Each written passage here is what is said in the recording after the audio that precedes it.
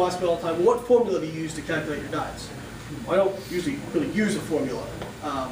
I think one of the most important things you can do if you're not tracking your macronutrient intake.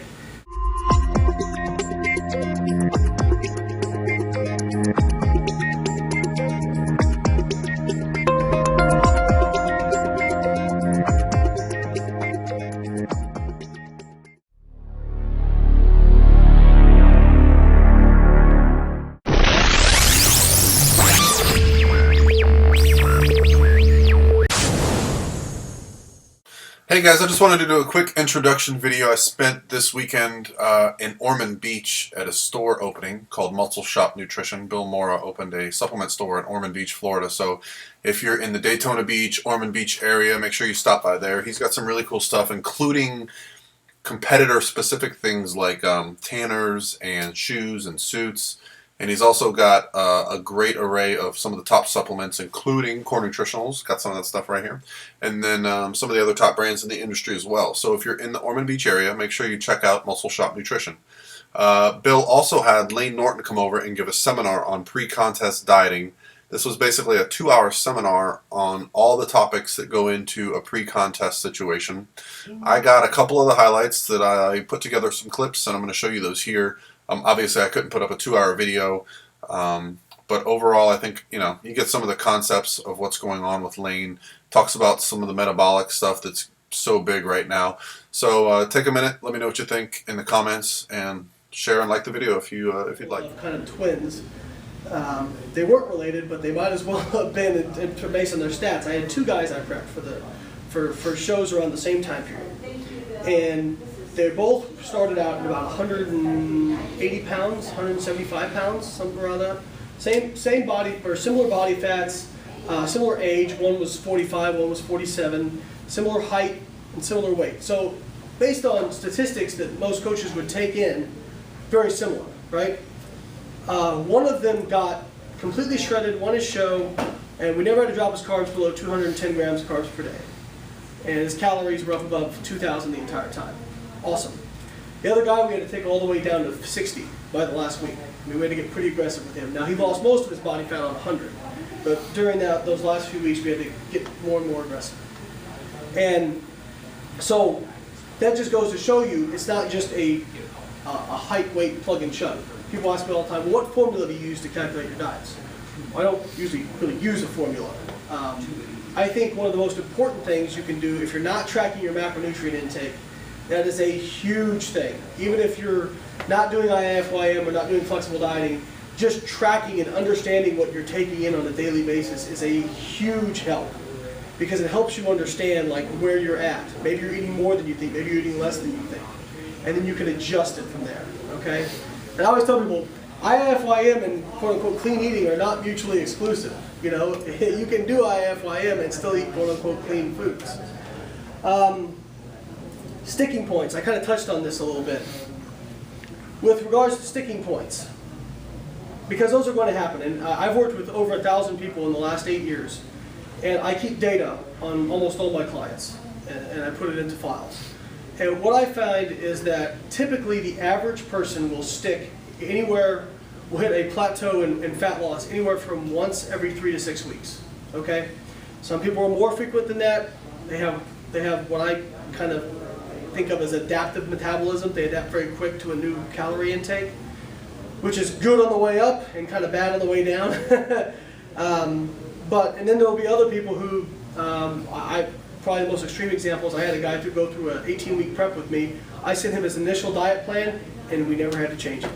It was the most, I felt bad for him. I said, man, I'm sorry, I felt like you paid me just to say, doing good, keep going, But rope, and let them, I tend to be very hands-off in terms of I'm not going to be breathing down somebody's neck, but if somebody has questions, I'm always going to get back to them in a very timely fashion, that sort of thing. But I'm also not going to be like, where was your update? It was due, 2 hours ago and all that kind of stuff. If you chronically low-calorie diet, you're going to reduce your metabolic rate. You have a reduced thermic effect of food, so when you eat food, you actually have to spend a certain amount of energy to get energy out of your food. Okay, but when you're causing these metabolic adaptations by chronic low-calorie dieting, that effect is diminished. Okay, your body is actually able to get more energy out of your food using less energy on its own. You get a reduced thermic effect of exercise. I think probably a lot of people have heard me talk about, like if you're doing a lot of cardio. How can I be doing 2 hours of cardio a day and not losing weight?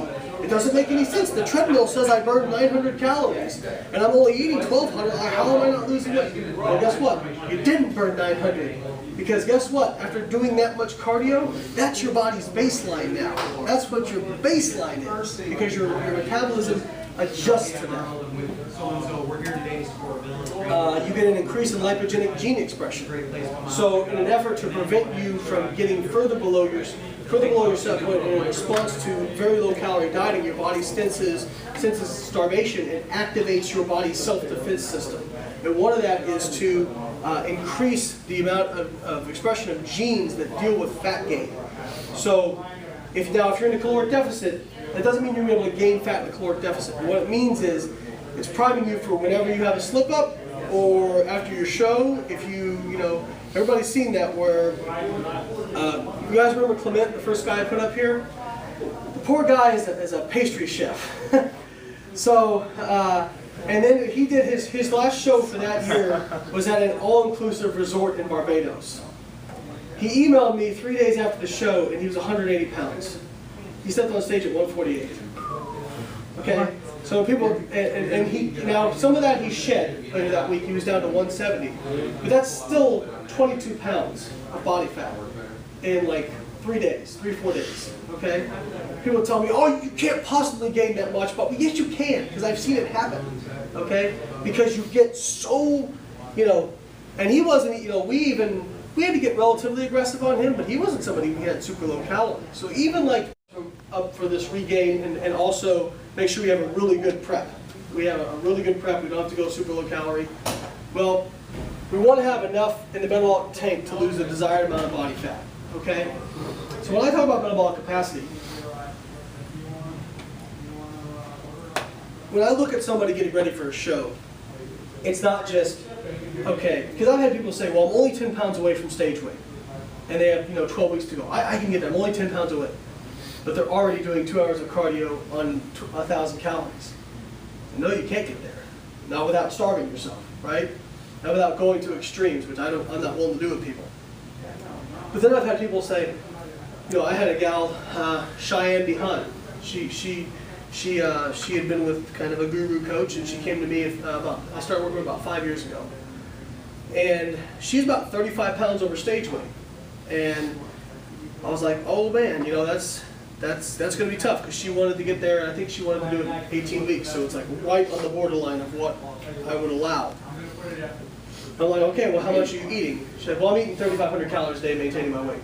I'm like, oh, okay, well, we might be able to do that. You know what I mean? Because she has a lot of metabolic capacity. She's maintaining her body weight on an extremely high calorie intake for a woman, right? So even though she's got 35 pounds to lose, it may be doable. And actually, it was. She got lean enough, won her show, won her pro card, So it's not just what body fat are you, how much do you have to lose, it's also what do you maintain your body weight at, right? I like to have, as much metabolic capacity as I possibly can. I'm always, my clients joke, a couple guys joke with me like, please stop feeding me, I can't eat any more food. I'd be like, oh, that's a good problem to have. By the way, add 10 grams of carbs and 2 grams of fat to your numbers this week. So, but kind of like we talked about, if you got somebody who maintains body weight at 1,000 calories a day, an hour cardio a day, that's not very much metabolic capacity, because like we said, you may be able to start them out, and maybe you put them on 2 hours of cardio a day, and maybe you put them on 800 calories, and they might lose some weight, but they're going to hit a sticking point at some point, right? Then what are you going to do? 3 hours of cardio? One of the worst cases I ever worked with was a gal who worked with an extremely well-known prep coach, and she was up to 4 hours of cardio a day. And my first question was, do you have a job? Do you have a family? Do you still have them? Because I can't imagine anybody that would stay with you through that, and I can't imagine you keeping a job through that, And I'm like, I wonder how many of these prep coaches that tell people to do 4 hours of cardio a day would actually be willing to do it themselves. I'm gonna put up a typical peak week, and you tell me if you guys. This is kind of like the top secret peak week of the pros. You know that nobody knows this. This is top secret. You know, and tell me if it looks familiar. You cut water like around Thursday, Friday. You know, maybe go off to half a gallon on Thursday, a quarter gallon on Friday, and nothing on Saturday. Cut sodium around the same time after you loaded it earlier in the week. Load potassium as you're cutting sodium in water. Add a diuretic as you're doing all this stuff as well. You're depleting your carbs early in the week, followed by loading it. So you're typically loading carbs while you're adding a diuretic, loading potassium, cutting sodium, and cutting water. I'm going to get some head nods. Yes, everybody's seen this. Stop training midweek, and the result is I looked so much better the week before. What happened when I was on stage? I couldn't get a pump. I looked flat. I looked stringy.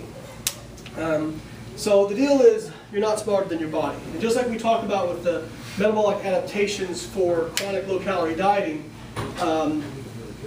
there's a quote by Scott Abel that I really like, and he said, "If you force your body, it will react. If you coax your body, it will respond." Okay? So your homeostasis is like a pendulum, right? If you push it all the way over here, guess how far it's going to swing back? All the way over here, right? But if you just kind of push it a little bit, it doesn't swing back very far. You know what I mean? So you can coax your body into getting what you want out of it, make small changes within the realm of what's normal, versus just completely like throwing it for a loop. I mean, a perfect example of this is people who have been on ketogenic diets. I've seen people who have been on ketogenic diets, and then the day before the show they're eating 1,000 grams of carbs. And they wonder why they had GI distress, diarrhea, you know, all this kind of stuff. They wonder why they're soft and they feel sluggish. It's like you haven't had carbs in 16 weeks, and now you're throwing 1,000 grams of carbs at your body, and you expect to respond well to this? No. How do you do that? See, that's all just too hot. Well, it all starts in the off-season. We're talking about that. But then giving yourself enough time, not doing anything crazy, start out conservative, and then slowly you just potential. That's the biggest thing.